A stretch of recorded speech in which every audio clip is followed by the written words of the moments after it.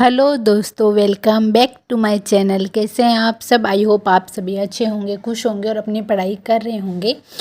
पिछले 1-2 दिनों से मेरी तबीयत कुछ ज़्यादा ठीक नहीं थी, जिसकी वजह से मैं ब्लॉग नहीं बना पाई और जो पहले से वीडियो बने हुए थे उन पे वॉइस ओवर नहीं कर पाई। तो आई होप यू अंडरस्टैंड। और अभी भी कुछ समस्या है, मतलब पहले फीवर था वो ठीक हो चुका है और अभी मेरे मुंह में छाले हो चुके हैं तो थोड़ा बोलने में दिक्कत आ रहा है। पर फिर भी मैं सोच रही हूँ, हो गया 1-2 दिन गैप आ चुका है तो हम इस गैप को नहीं बढ़ाते हैं और एक वीडियो वो आपके लिए लाते हैं। तो इस वीडियो की शुरुआत में मैंने जो सुभाष चरण सर की क्लास ली थी, तो अभी सीटी का एग्ज़ाम हमारा बहुत नज़दीक है और उस नज़दीक के एग्ज़ाम को देखते हुए मैं जो कर रही हूँ वो आप भी अप्लाई कर सकते हैं कि जिनकी हिस्ट्री पढ़ी हुई है पहले से और जो रिवीजन नहीं कर पा रहे हैं, तो वो इस तरीके से सर की क्लास देखकर फटाफट रिवीजन कर सकते हैं। कुछ चीज़ें होंगी जो हमारी क्लियर हो जाएगी और हमारा फास्टली रिवीजन हो जाएगा। इसमें आप सुभाष चरण सर की क्लास के अलावा राजवीर सर हैं, उन्होंने भी क्लास डाल रखी है, तो आप वो भी देख सकते हैं। और टॉपिक इंग्लिश की बात करती हूँ तो इंग्लिश के टॉपिक के अंदर मैंने क्वेश्चंस किए हैं, जो प्रीवियस ईयर के क्वेश्चन थे वो किए हैं। पहले मेरे पास एक किताब थी एसएससी की, उसमें से किए हैं। उसके बाद में मैंने जो दिशा पब्लिकेशन की बुक आती है 2020, जिसमें ओल्ड ईयर के जितने भी इंग्लिश सब्जेक्ट से क्वेश्चन है वो हैं टॉपिक वाइज दे रखे हैं, उनको आप सॉल्व कर सकते हैं। और इसी तरीके से और भी बुक्स आती है, आप उनकी हेल्प से अपने सब्जेक्ट को कवर कर सकते हैं। साथ में हमारी मैथ की क्लास चल रही है, मैथ में डिस्काउंट स्टार्ट हो चुका है और खान सर की क्लासें कंटिन्यू चली रही है, बैक टू बैक। आधा कोर्स आई थिंक हो चुका है इनके, जो इस प्रकार से वीडियो अपलोडेड है, मतलब 160 अगर क्लासें इनकी वीडियो में है तो मैंने 80 क्लासें कंप्लीट कर ली है। क्योंकि ये एक टॉपिक को लेकर एक क्लास चला देते हैं, ये बहुत अच्छे से एक टॉपिक को पढ़ाते हैं, समझाते हैं, तो इस तरीके से इनकी क्लासें वो एक्स्ट्रा है। पर इसका मतलब ये नहीं है कि मतलब बहुत ज़्यादा है सब्जेक्ट, मतलब बहुत सीमित तरीके बहुत अच्छे से करवा रखा है इन्होंने। तो इंडियन ज्योग्राफी होगी, हमारी इंडियन पॉलिटी हो गई और इंडियन हिस्ट्री होगी, वो खान सर से चल रही है। और जो हमारे राजस्थान की है वो आप हिस्ट्री मैंने बताई दिया है, सुभाष चरण सर से पढ़ लीजिए, राजवीर सर से पढ़ लीजिए। और ज्योग्राफी है तो आपको पता है ओल्ड ज्योग्राफी है, उसी को आप रिविज़न कर सकते हैं, वो भी सर की क्लास से मिल जाएंगी आपको। और उसके बाद में आर्ट एंड कल्चर है, तो आर्ट एंड कल्चर की आप PYQ देख सकते हैं और फटाफट आप जो भी आपके शॉर्ट्स नोट्स हैं आप उससे रिवीजन करके इस चीज़ को क्लियर कर सकते हैं। और उसके बाद में अदर जो सब्जेक्ट है हमारा, जैसे कि मैं अदर सब्जेक्ट भी साथ में लेकर चल रही हूँ, जैसे रीजनिंग है। रीजनिंग के अंदर अभी जो आकृतियों की गणना है यानी फिगर्स काउंटिंग चल रही है, इसमें मेरी एक क्लास हो चुकी है एंड सेकंड क्लास है वो चल रही है। और मैं ये क्लासें देख रही हूँ पीयूष सर के नाम से मेरे पास बुक है और उन्हीं सर की क्लास है, जो भाई उनकी क्लास लेता है, तो उसी ने मुझे सजेस्ट किया था कि ये क्लास ले लो, ये सही है, बेनिफिशियल है तुम्हारे लिए। तो उन्हीं की क्लास देख रही हूँ मैं। उन्होंने एक ही मेथड से, मतलब एक ही तरीके से करवाई हुई है सारे फिगर्स को काउंट करना, ताकि हमें अलग अलग डिवाइडेड नहीं होना पड़ेगा। क्योंकि अगर फर्स्ट बार हम भी कोई टॉपिक समझते हैं, देखते हैं, तो ज़रूरी नहीं कि वो अच्छे से समझ आ जाए, पर उन सर ने बहुत अच्छे से समझाया और बहुत अच्छे से मुझे समझ में भी आया है। और क्या बताएं, मैं खुद इतनी वो है ना, थोड़ी सी तबीयत खराब होने की वजह से सब कुछ चीज़ें क्लियरली नहीं है माइंड में भी। और अपना ध्यान रखिए बस। मुझे भी पता नहीं कैसे अचानक हो गए 2-3, मतलब 1 हफ्ते से मेरी बॉडी में मुझे थोड़े सिम्टम्स तो मिल रहे थे। मेरे पेट दर्द कर रहे थे, सिर दर्द हल्का हल्का दर्द कर रहा था, बॉडी में कमज़ोरी फील हो रही थी, पर मुझे नहीं पता था कि इस तरीके से फीवर हो जाएगा। तो आप अभी अपना ध्यान रखिए। अभी मौसम थोड़ा सही है, आज अभी बारिश 1-2 दिन से रुकी हुई है, तो थोड़ा सा सही है। वही है, कूलर चलाने के लायक नहीं है अभी मौसम, और पंखे से गर्मी ख़त्म होती नहीं है, तो इसी वजह से जो हमें हमारी तबीयत ख़राब है वो हो जाती है। और मैं मैथ का भी यही कहूँगी, आपकी जो भी मैथ की क्लास है उनको कंटिन्यू रखिए क्योंकि कभी कभी क्या होता है कि हम इस तरीके से जो एग्ज़ाम आते हैं उनकी वजह से जो हमारी लॉन्ग टाइम से जो जर्नी स्टार्ट कर रखी थी हम जो सब्जेक्ट जिस तरीके से पढ़ रहे थे उनमें डिस्टर्ब हो जाते हैं। फिर 1-1.5 महीना इसमें रुक जाता है, वो फिर वापस स्टार्ट करते हैं तो हम सुनने से शुरू करते हैं, फिर तो थोड़ा दिक्कत हो जाती है। मैं अभी स्पेशली सीटी के लिए कुछ भी नहीं पढ़ रही हूँ, जो चीज़ें मैं कंटिन्यू पढ़ती आ रही हूँ वही चीज़ें मैं लेके चल रही हूँ फ़िलहाल अभी तक, क्योंकि मुझे पता है इसमें आना तो सब कुछ है और वो 40% वाला क्राइटेरिया हमें कंप्लीट करना है। तो जितना हो सकता है हम रिवाइज करें, जितना हो सकता है चीज़ों को समेटने की कोशिश करते हैं।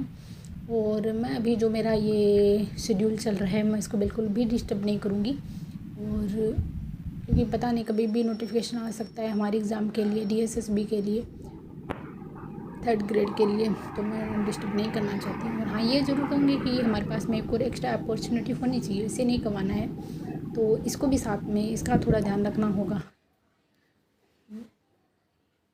पर इतना हो मतलब इतना विश्वास खुद पे रखना कि आप इस एग्ज़ाम को क्लियर कर पाएँ।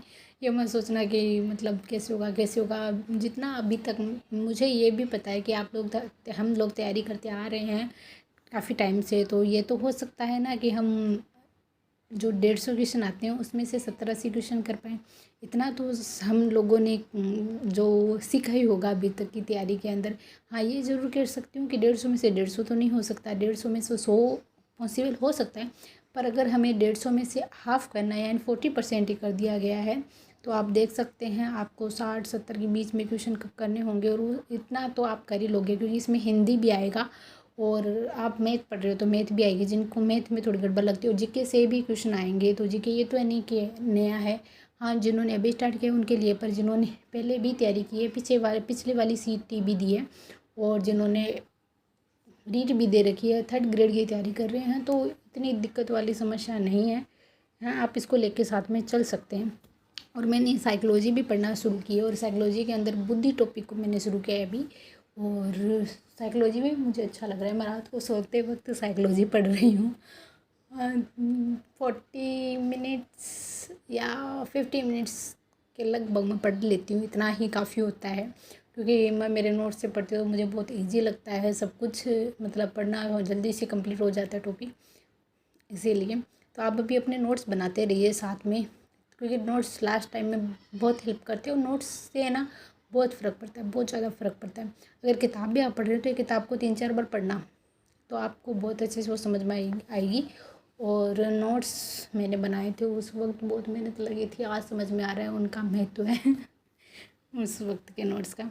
और ये वो बुक है जो आप देख सकते हैं SSC CGL मेंस की, जिनमें से मैंने पैसे वॉइस किए हैं कंप्लीट, और इसके अंदर इसके हर एक सेट में 20 क्वेश्चन पैसे वॉइस के थे, और वो मैंने 20 क्वेश्चन कंप्लीट किए हैं, और ये टोटल 6 या 7 होंगे इनके अंदर, तो वो मैंने कर लिए हैं। पैसे वॉइस के अंदर मुझे दिक्कत आ रही है, जो इम्परेटिव सेंटेंस है हमारा उसमें जो पैसे वॉइस चेंज करना होता है उसमें थोड़ा सा मतलब गलत हो रहा है मेरा, अदरवाइज़ नहीं हो रहा है। और मैं अभी इंग्लिश में 2 चीज़ें साथ में लेके चल रही हूँ, पैसे वॉइस को और ईडियम्स को। ईडियम्स भी इसमें आप देखेंगे तो कम 1700 के आसपास ईडियम्स है इसमें फर्स्ट में, फिर 200 वापस रिपीटेड है, जो कि ज़्यादा मोस्टली हर बार रिपीट हो रही है। 2000 वो दे रखी है, और 2000 और दे रखी है जो क्वेश्चन के मेथड में दे रखी है। तो इस तरीके से आप मान सकते हैं कि 2000 के लगभग ईडियम्स है इस बुक के अंदर। और अभी मैंने पढ़ना शुरू किया है तो मैं 300-400 के बीच में हूँ, 300 कर चुकी हूँ मैं। और अब DSSB के बारे में बात करते हैं, तो उसके अंदर जो हमारी पार्ट सेकंड था, उस पार्ट सेकंड को मैं पढ़ रही हूँ। और सेकंड पार्ट बुक से पढ़ने के साथ साथ में मैंने PDF भी डाउनलोड कर रखी है ऑनलाइन, और मैं वो PDF भी पढ़ती रहती हूँ। तो मेरे मैटर के अंदर जितना शॉर्टली इन्होंने बुक में दे रखा है, और मुझे एक्स्ट्रा लगता है कि ये इन्फॉर्मेशन भी मुझे आनी चाहिए, तो मैं वो PDF में जो ऑनलाइन है उसमें से देखकर नोट डाउन कर लेती हूँ और उसमें से पढ़ लेती हूँ। और अभी कल जो टॉपिक मैंने स्टार्ट किया था उस टॉपिक से मैंने जो पढ़ा है वो है NCERT के बारे में। SCERT हो गई, और भी संस्थाएं हैं, डाइट हो गई है, और BRC है, CRC है, ऐसे बहुत सी संस्थाएं हैं जिनके बारे में पढ़ना होगा। और ये सब चीज़ें ना ज़्यादातर पढ़ने को मिलती है 1st ग्रेड के अंदर, 2nd ग्रेड के अंदर। ये 3rd ग्रेड के अंदर हमारे यहाँ इतना मैटर नहीं है, पर अगर अब हम इनको पढ़ेंगे तो आगे के एग्ज़ाम में उस वक्त थोड़ा और सही रहेगा। और ये इसमें तो DSS DSS भी मेन में तो आती है, तो इस पे भी थोड़ा ध्यान दे रही हूँ मैं। बस मैं यही कहूँगी कि पढ़ते रहिए, पढ़ने से, मेहनत करने से बिल्कुल भी मत अपने आप को रोकना। और हो सकता है कभी 1-2 दिन ऐसा चला जाए कि आप अच्छे से नहीं पढ़ पाओ, जैसे मैं भी 1-2 दिन नहीं पढ़ पाई थी। फिर भी ये नहीं है कि मैंने बिल्कुल भी पढ़ाई नहीं की, मैंने पढ़ाई की है। मैं ऑनलाइन क्लासेस देखकर ही स्टडी कर रही थी। हाँ, बस ये है कि उनका मैं वीडियो रिकॉर्ड नहीं कर पाई। उनने इतनी तो हिम्मत, पढ़ आराम करके लेट कर पढ़ाई की जा सके ये तो मैं कर सकती थी, पर बार बार मैं अपने फ़ोन को सेट करना ये मुझसे नहीं हो पाया। ये थोड़ी एक्स्ट्रा मेहनत होती है, एक्स्ट्रा एफर्ट्स होते हैं जो मैं नहीं लगा पाई। आई होप आप सभी समझेंगे मेरी इस चीज़ को, और अपने लिए मेहनत आप लोग करते रहिए। आने वाली हर एग्ज़ाम, हर साल आने वाली हर एग्ज़ाम सॉरी आने वाली हर एग्ज़ाम और आगे वाली साल हमारे लिए बहुत अच्छी होगी। पॉजिटिविटी के साथ में आप चलते रहिए। मैं खुद पॉजिटिविटी के साथ में हूँ अभी, और हाँ, मानती हूँ कभी कभी नेगेटिविटी हम पे हावी हो जाती है, पर कोई बात नहीं, हर उगता हुआ सवेरा में पॉजिटिविटी से भर देगा। चलिए मिलते हैं अगले वीडियो में, तब तक के लिए आप अपना ध्यान रखिए, खुश रहिए, पढ़ते रहिए। और वीडियो अगर पसंद आए तो चैनल को सब्सक्राइब कीजिए, और नहीं आया है तो कमेंट बॉक्स में ज़रूर बताइए, हम उसको सुधारेंगे। Okay, I hope you understand मेरी सिचुएशन को। मिलते हैं अगले वीडियो।